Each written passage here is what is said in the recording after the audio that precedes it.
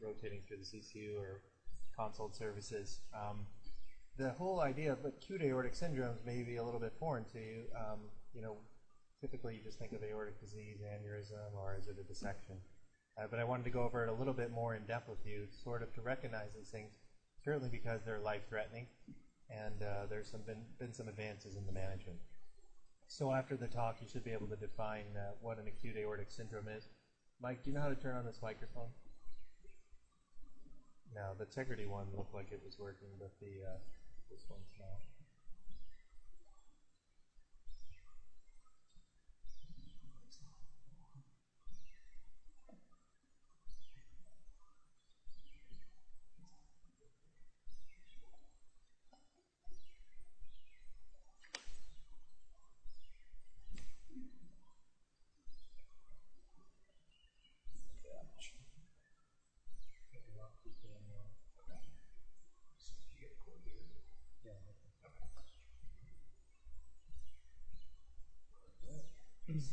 All right, we'll keep trying to work on the mic, but also at the end, just be able to talk about risk factors for dissection, rupture of the aorta, the different types of imaging modalities, and where are the limits for each of those types, and then what's the starting therapy when you have an acute aortic syndrome.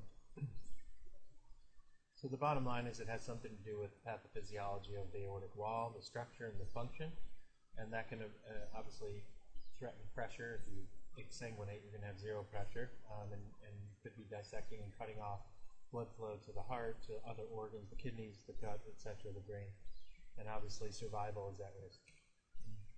So when we think about acute aortic syndromes, it's not just dissection. There's something called the intramural hematoma and the penetrating aortic ulcer. How many of you have seen this? Either of the left. Okay, they do exist, so it's helpful to raise awareness, especially with our imaging modalities. Now we can see these. Obviously, you can have trauma and a rupture from that. So a dissection is actually a tear between the intima and the media in the aorta. It's not an aneurysm. Some people will say dissecting aneurysm. Sometimes it happens in the setting of an aneurysm.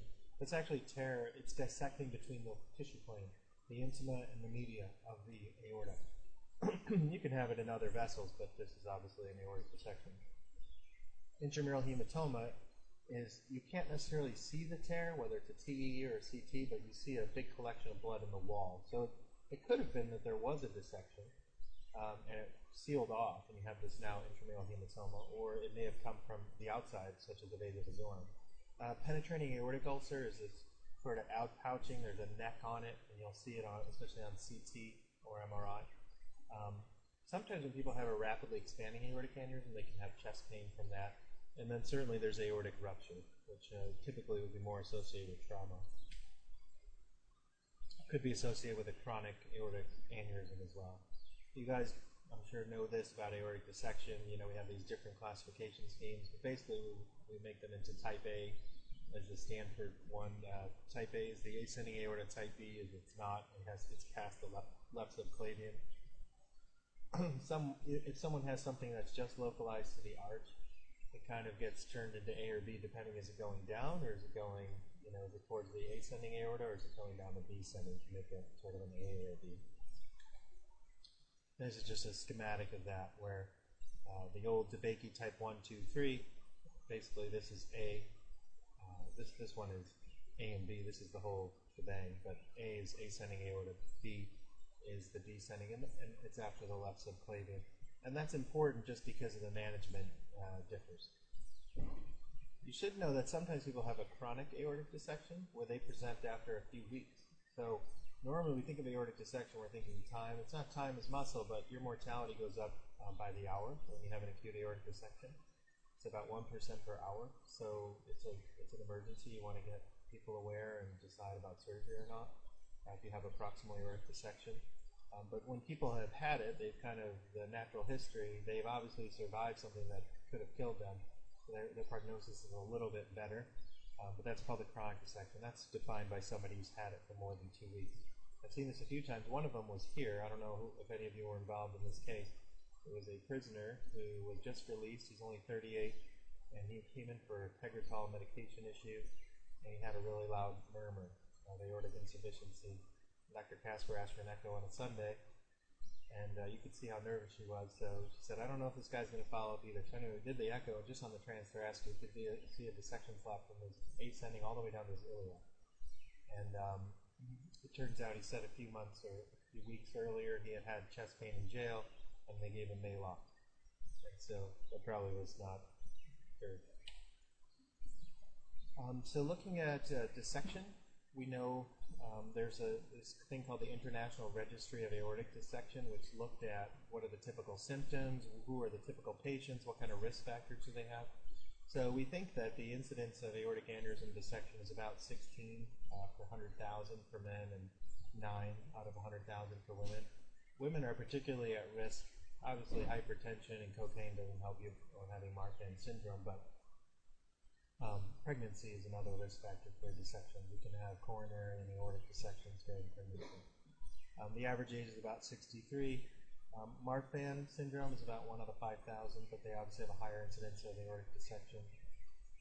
Intramural hematomas are about 13% of all the acute aortic syndromes, and that may be that they were dissections that kind of walled off. Occasionally you can get a rupture when you have an aortic dissection. Typically that would be with type A. But again, most of them are with trauma in the acute setting or a rupture of a chronic aneurysm. In fact, a lot of the fatalities, I don't know if you guys remember the comedian Sam Kinison. He screamed like crazy. If you haven't ever seen him, I can't endorse him because he curses like a madman, but it's hilarious. Anyway, he got in a car accident, was hit really hard from behind, got out of the car, was talking to the person, and then went down. This is what happened to him. Right where the ligamentum arteriosum inserts on the aorta. It sort of anchors the aorta so that shear stress can just rip the aorta, and people die pretty suddenly. So obviously there's risk factors for these syndromes. Genetically, it would be Marfan syndrome, Ehlers-Danlos syndrome. They're familial thoracic aneurysms. Bicuspid aortic valves also get cystic medial necrosis in the aorta and get aneurysms. Coarctation, Turner syndrome is associated with coarctation, so is Mooning's. The other acquired ones that we see more commonly are hypertension, someone getting cardiac surgery where they clamp the aorta could be a risk factor later. If you've got a cardiac cath, you're running a catheter along the lining, you could have dissected the aorta. Again, pregnancy, it's pretty uncommon, but if you're under age 50, that's one of the more common reasons. And then inflammatory things, Takayasu, giant cell arteritis. Ironically, syphilis does not cause it. We don't see a lot of advanced syphilis with these giant aortas anymore, but that typically, even though they get these very large aortas, they don't get it. But cocaine is another one that can cause it. So this just tells you about size and the risk of rupture. So if you're looking at a chronic aortic aneurysm, we talk about when to change things. You can see, at least, these are usually small studies, but basically when they're over 6, the risk goes up for having complications. So that's why we're trying to repair people here. And if you have Marfan syndrome or other genetic abnormalities, we'll recommend actually replacing the root at 5 centimeters instead of 5.5. Again, a dissection is literally a dissection between the tissue planes of the intima and the media. I think I told you most of this. I told you you can have a tear. We normally can see, even with echo, we can often find the tear, especially with the TEE. You can put Doppler there, and you can see the entry and exit sites. Some people have, you sort of look for those, and if they were going to stent it, they try to wall that off just to stop that communication of blood flow between the true and the false lumen. There's a very common location in the proximal aorta. It's typically in this lateral wall. And sometimes people will come in, and what happens is it's in the proximal aorta, and it dissects down into the right coronary. So that's often where it happens. So someone may even present with an inferior stenosis. They go in the cath lab, you can't get the catheter in, and then they shoot the aorta and realize there's a dissection flap, and it runs all the way down into the right coronary. So you send that patient to surgery, get the aorta fixed, and bypass that right coronary artery. For people who have clotted off this false lumen completely, they have a little lower risk of future complications, especially in type B. For people where it's not completely clotted off on imaging, it did predict future events. And it's unclear, this is an observational study, is it there's ongoing pressure in there, there's ongoing flow, there's something else that's going on.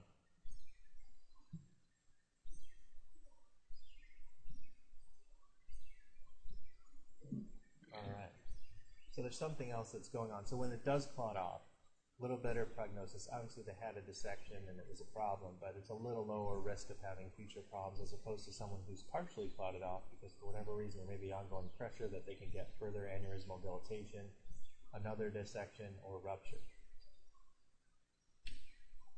So it's I like imaging, and imaging is helpful. Pictures worth 1,000 words. So this is obviously an axial view in the CT scan. Here's the arch going into the descending aorta, and you can see how thick the wall is. This is an intramural hematoma, and obviously we don't see anything staining here where the dye is going in. It's unclear, is this a dissection that walled off and you don't see the entry sites anymore? Or is this actually hemorrhage in the vasa vasorum around the aorta? And no one really knows for sure. But this can cause you very similar symptoms to an aortic rupture or dissection. Typically when you make that diagnosis on imaging, CT, MRI, TE can suggest it as well. Sometimes they're spontaneously resorbed. If you have a very large one, so over a centimeter thick in the ascending aorta, you start to treat it more like an aortic dissection, that person is at a higher risk of perforation and dying. So you would talk to surgery about that and see if they need to go to the OR. If you have a hematoma, because the dissection flap isn't propagating onward, normally if you see someone who comes in chest pain with mental status changes, you think of dissection because it could be the aortic dissection and it's dissecting up the carotid. So that would give chest pain, mental status changes, stroke-like symptoms. Think about aortic dissection. In hematoma, that's less likely. You have a thickened wall. It's not propagating on like a dissection flap does. So that's why pulse deficits would be less likely. And it doesn't really affect the aortic annulus either. So you're not going to have the aortic regurgitation, which can happen with acute aortic dissection. So some of them can develop a dissection, you have a hematoma, and some of them can actually get aneurysms afterwards. But again, just it's more to raise awareness that it exists. When you see someone call that on a CT, what does it mean? Talk to vascular surgery or cardiology about treatment as well. So the penetrating aortic ulcer is something that, again, with imaging advances, we started to recognize more often. And it may be just an erosion of a plaque into the wall, but as you can see here, this is a very large one. This is on a TE. See this narrow neck and this large thing? This obviously could rupture. This could be a real problem. So ones that are really large, so if it's greater than 2 centimeters across or more than a centimeter down, those are associated with worse outcomes. So small ones we could just watch. It may be a ruptured plaque, maybe it'll heal over. But very large ones, especially if someone's symptomatic, it's worth asking vascular surgery. Does this need to be repaired or not? People have symptoms. That's obviously telling you something has changed, something is wrong, and it could be getting worse, and you want to obviously catch it before it ruptures, because then you're in big trouble. You only have minutes at that time. So there are different types of ulcers, and you obviously could rupture through that, and that's what we're trying to avoid. So what about chronic aneurysms? Well, they can acutely expand. It's unclear why someone would all of a sudden get to a certain level. You know from Laplace's law that the wall tension is a function of the radius. So as the diameter or the radius is growing, the tension on the wall grows. There may be a critical mass there where they start to have symptoms or it ruptures. But certainly if someone already has an underlying thoracic aortic aneurysm, whether it's ascending or descending that's large, if they now have chest pain, you can't explain, that would be an indication for surgery. So there's a couple ways you could do this, thinking about risk factors. There's all these risk scores and things, and I can just tell you, this one is a risk marker. What they did was they took symptoms and risk factors, and they try to come up with a score model for you. A lot of times, you can have apps on your phone and do all these things, but getting it in your brain of what should I be worried about, what symptoms should trigger me getting worried is a lot easier. But just to give you an idea, what they do is they call these risk categories, and they give you a score for them. So obviously if you have risks such as Marfan syndrome, or everyone in your family has an aneurysm, or you have bicuspid aortic valve, or you just had a cardiac cath, this would give you a point. This is the symptoms here. So was it an abrupt onset of pain? This is a really important take-home point. So in angina, if someone's even having an MI, sometimes they'll go, whoop, and go over, that's an arrhythmia. But a lot of times what happens is they'll notice it comes out and they're like, it just really started burning, it really started getting tight, and then it was whatever. It sort of warms up and then goes to peak intensity. Aortic dissection classic is like, boom. They say, I was walking, boom, I just went down, I was in so much pain, they even have syncope.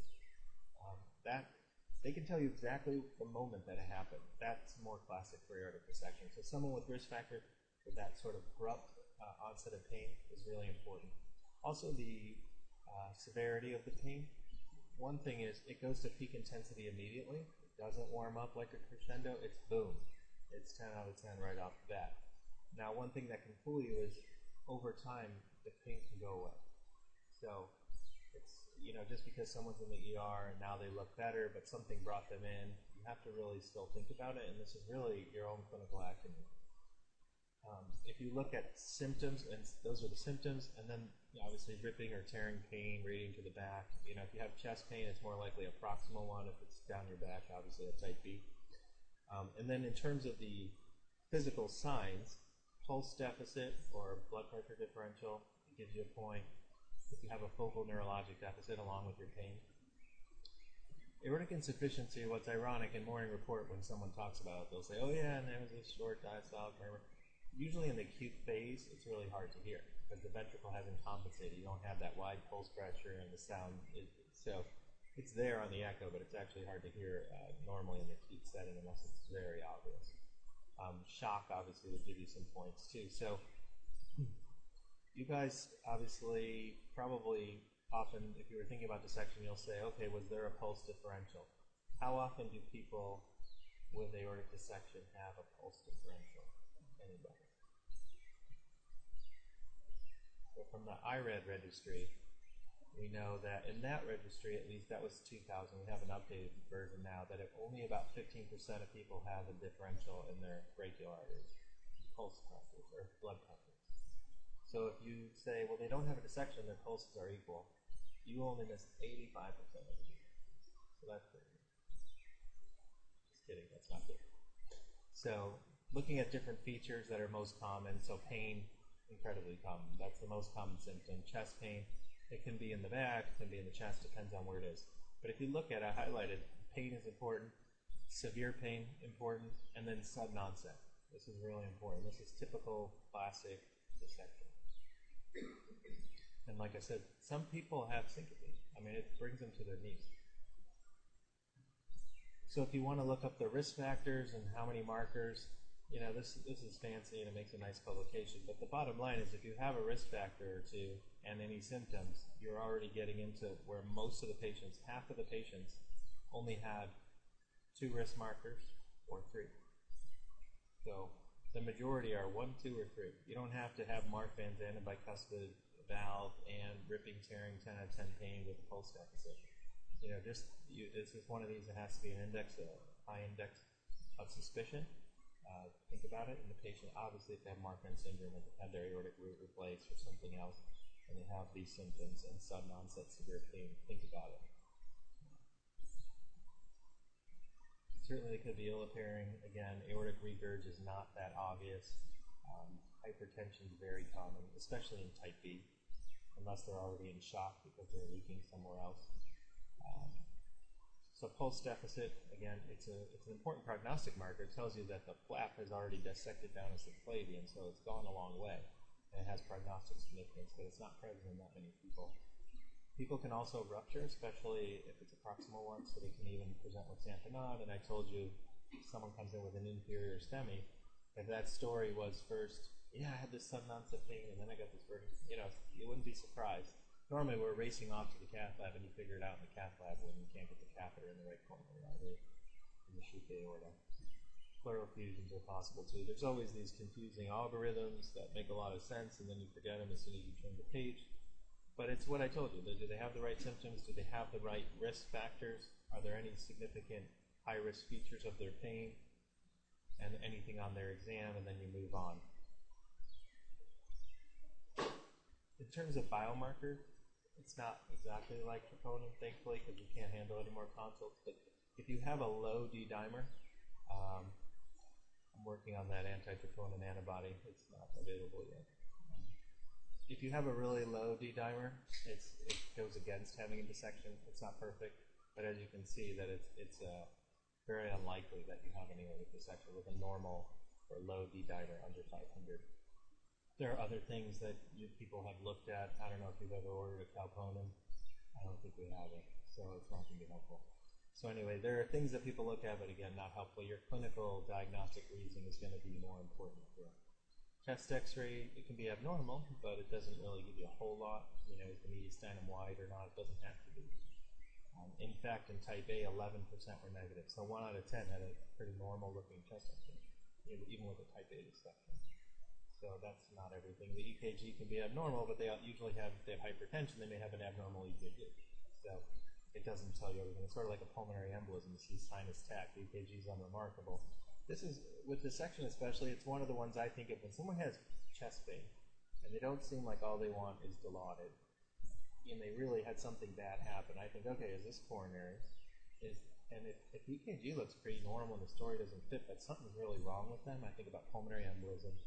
Is there S1, Q3, T3, right axis, right bundle, hypoxia? You know, do they have risk factors for that? And if that doesn't pan out, I'm thinking, could it be a dissection? Because if you look at someone and say, man, something's not right about them, think about dissection. Those three should be in your mind as life-threatening things, not to miss. Okay, I already told you about the STEMIs that go down the right coronary because the dissection flap has gone down the right coronary. The main issue is if you could figure it out beforehand, it's helpful, because when people have a big dissection, anticoagulation is not a great idea. It could lead to rupture. All right, here's a wide mediastinum. This one's really wide. Only seen in 63% of people have a type A dissection. There's another one. That's a pretty obvious problem. Unless someone's arm is in the way, that's a problem. Transthoracic echo, not very useful. Sometimes you can see a dissection there. TEE is very sensitive and pretty specific. In general, you know, if someone has renal failure, it's not great because you have to mobilize people, sedate them. But we also miss a little bit of the ascending aorta into the arch, so you don't get the whole thing if there's a focal dissection. So it's not always the first line therapy or diagnostic test, which makes sense. But if someone has a creatinine of 4 and they're not on dialysis yet, sometimes we end up doing that. It's just hard to mobilize everybody. CT is usually the fastest and easiest because you can do it right out of the ER. If someone's unstable, putting them in an MRI machine, and then when they code and everyone's trying to find where's MRI and all that, it's not as elegant either. So CT usually first. Think about TE or MRI if that doesn't work. This is a TE here. This image, this is looking at the aorta down, kind of looking right down on top of it. And you can actually see this flap sitting in the middle of the aorta. That should not be there. These are the sinuses of Valsalva, and here's this flap, which is a problem. So a cardiac or just a regular CT has about 100% diagnostic accuracy. You can get it right off the emergency department, it's fast. And you can even see the branch vessels, if it's dissecting into the iliacs, if it's going off the SMA, or down into the subclavian, or the carotid. Usually, you know, we say, okay, they had a CT rule out PE. The one thing you should be aware of is if you really think it's a dissection, to tell them dissection, because they'll get more of the aorta. The other issue is with contrast. When you give contrast, and you're doing a CT, you want a time when you're going to take the images. So if you give the contrast, you want to, and it's for a PE, you want to get it when it's going through the right side of the heart into the pulmonary vessels, so you're going to image a little earlier, right after the bolus. If you want to do the aorta, you're going to wait a few more milliseconds until it circulates to the left side. And then you're going to get it because you get a little bit better contrast from the iodinated contrast that way. So it is important. Often it's not subtle and you can see a dissection flap. So if I'm not sure, I still say go ahead with the CTPE or try to get a little bit longer images to see the aorta because you can see the dissection flap. But if you really are worried about dissection, tell them that because they will time the imaging a little bit different.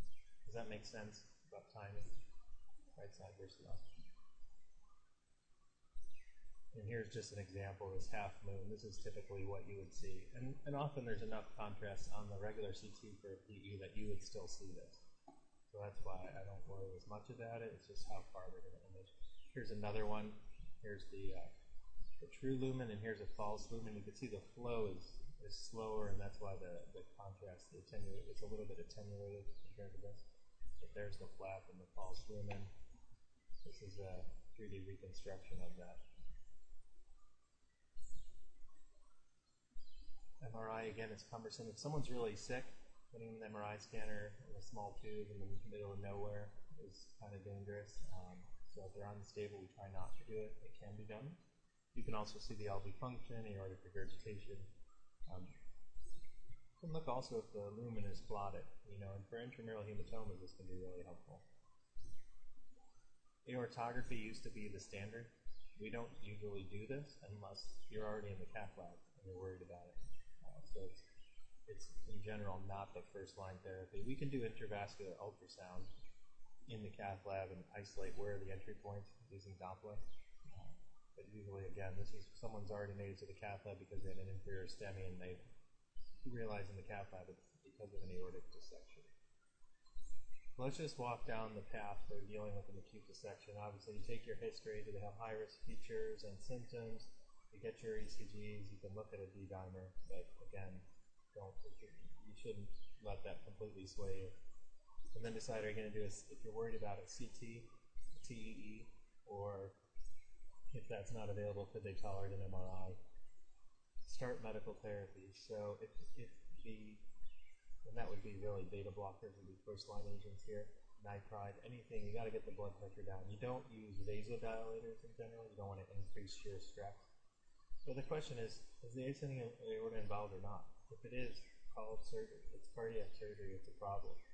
These people, again, the mortality is going up by the hour. If they have a type B dissection, a lot of times we say, oh, we can handle it medically. But if they're not perfusing their gut, or they've taken out a different organ, or they're having renal failure because of it, or they're just having ongoing pain, it tells you there's an ongoing process. That's somebody who may get surgery, or now we have this endovascular stenting. And so there's a new trial that showed that this actually may be beneficial, and looks like it is beneficial. So our goals in treating them, and this is where you and I would be, is you get the heart rate down, get the blood pressure down. We're trying to decrease the shear stress on the aorta so that it doesn't rupture. If someone's hypotensive, you can give them volume, but in general, we're trying to keep the pressure really low. You're shooting for a systolic blood pressure closer to 90.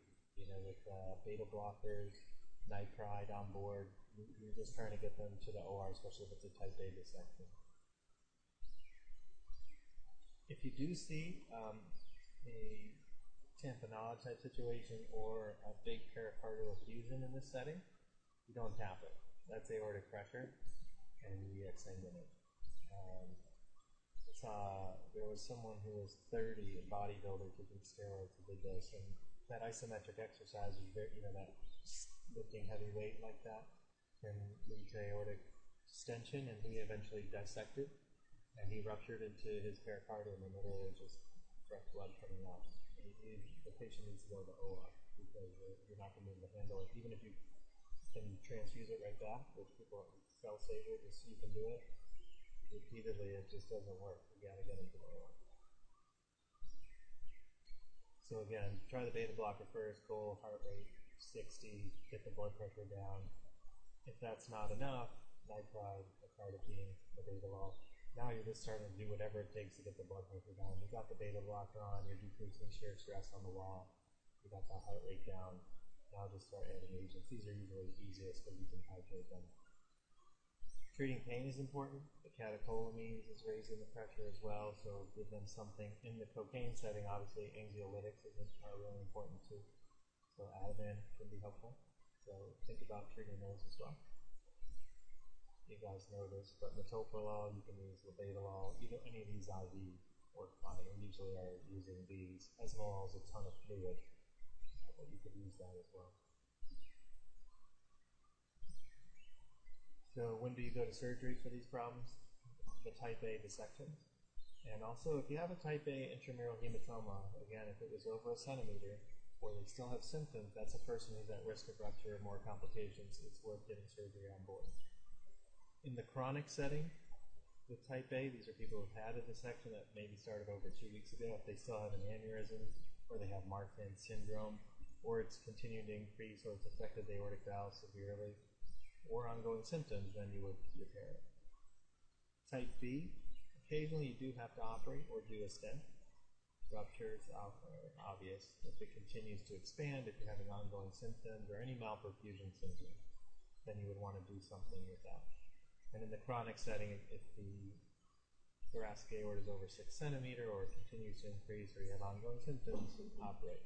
They sort of all follow along. Symptoms, signs, malperfusion, large aortas, fixing. So this thoracic endovascular aortic repair, or TVAR, is something that has come along in the last few years.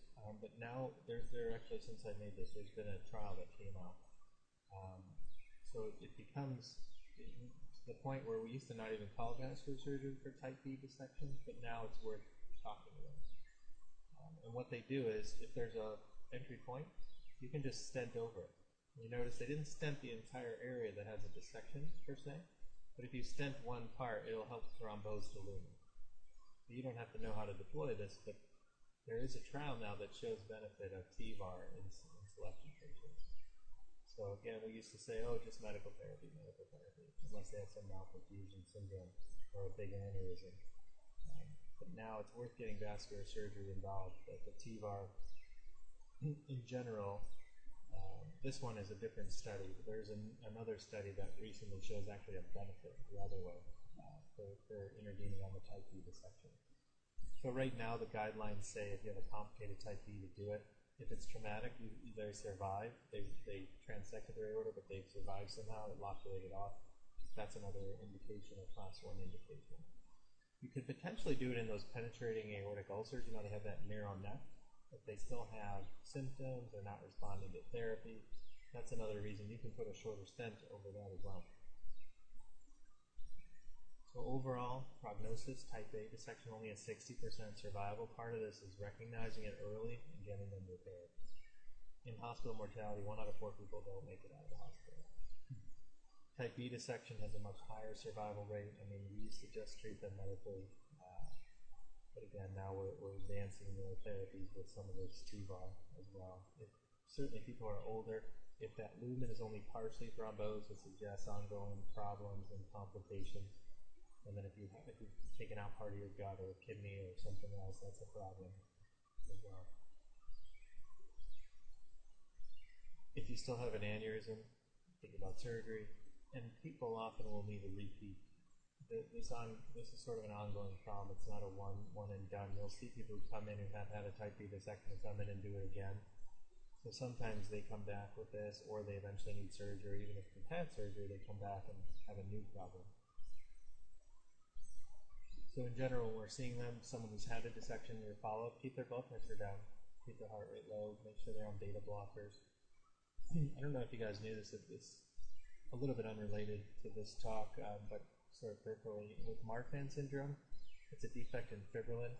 It's not only beta blocker, but it looks like losartan. Losartan has specific effects. I think it's on NF-kappa B. But in mice and now humans, but in the mice, you can look at their aortas under a microscope. Losartan makes their aortas look like wild type, that they don't get the elastic defragmentation. It's really amazing. There's a paper, I think it's in Science, that looked at this. So often we'll have those patients on losartan and a beta blocker, but that's specific to Marfan syndrome. But otherwise, keep all of them on a beta blocker. A lot of them have underlying atherosclerotic disease, which is a nidus for getting these problems. So statin makes sense. And then if they have this acutely, they're going to see a surgery too. But we'll do serial aortic imaging a month later, 3 months, 6 months, 12 months later, following discharge. That heavy lifting, that severe isometric exercise can also lead to more strain on the aorta. So we recommend not, if their job consists of constantly heavy lifting, that's not a good job for them. This is Ehlers-Danlos, and this is Marfan syndrome. So again, think about the risk factors: bicuspid aortic valve, Turner syndrome, pregnancy, but Marfan syndrome, Ehlers-Danlos, really important. And then the other things that cause atherosclerosis are a problem. If someone just had a car accident, certainly they could tear their aorta. That's a big risk factor. Think about the symptoms. severe, acute onset. It could be tearing or not, but it goes to peak intensity immediately and it comes on suddenly. So those are key points to think about dissection especially. It's really important to recognize it early and get us involved or surgery involved, vascular surgery, cardiac surgery depending. And the best way to look it up is, or to evaluate it is with a CT scan. If that's not available, think hard about, is TE available, or MRI if the patient looks fine and your suspicion is kind of low, then an MRI is fine. If they're really unstable, it may be a TE. If they're already in a unit, we can do it in the unit too with sedation.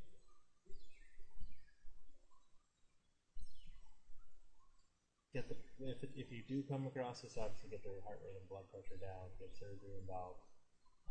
For the type B dissections, often we're just going to go with medical therapy. Any of the complications, TVAR with vascular surgery is now something that is coming up and recommended, especially for any of the complicated issues. And that would be in type B dissection or even penetrating aortic ulcer or traumatic rupture. You're not going to see many of these traumatic ruptures, but penetrating ulcer sometimes you will find from the imaging.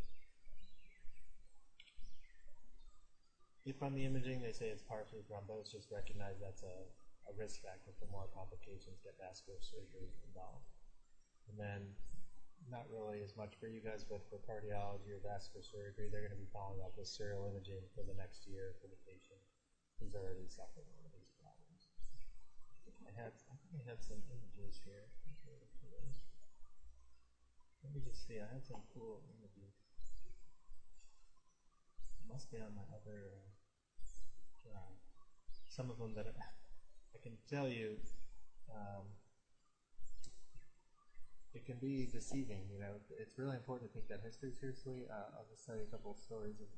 One of them was the prisoner I told you about who was here. Another one was a 48-year-old guy. This is why it's important to talk to the patient. This one really stood out. I was an attending, and there was another attending with me, and we had two teams. And the fellow came up and was really irritated at the ER. He said, they want to admit this guy. It's so stupid. It's so obvious what the diagnosis is. Even a med student knows what it is. And then he handed the EKG to the medical student next to him and says, what is this? And the med student said acute pericarditis. And it did look like acute pericarditis on the EKG. And so the attending said, well, did you see the patient? No. Okay. Well, obviously someone saw him. They thought he should come in. Why don't we just bring him in? We'll do an echo. He's fine. We'll send him home in the morning. So they bring him in. His only risk factor was really alcohol, but leading to hypertension. He was an alcoholic. And so I remember walking past the echo lab just randomly looking for somebody, and I look in a room, and it caught my eye. I just see this huge aorta with a dissection flap. And he didn't have pericarditis because he had ruptured into his pericardium. You could see clot in his pericardium with his pericardial effusion. So he was in the OR about 2 hours later with a pH of 7. He made it. But the fellow was like, I just learned to really listen to that. So it's important to talk to the patient. His symptoms were not acute pericarditis. He had an aortic dissection. So it's really going to help you. Again, thankfully it's more rare, but it's one you have to think of when you think of life-threatening things with chest pain. At least from a vascular standpoint, they're going to be coronary, PE, aortic dissection, or rupturing aneurysm, or one of these intramural hematomas or penetrating aortic ulcers. Certainly there are other things like Boerhaave syndrome, but if someone's vomiting and tears their esophagus, it's a little bit different situation. That's life-threatening too. Don't get me wrong, anyone going into GI, I know you guys have important things to do. Any questions about this stuff?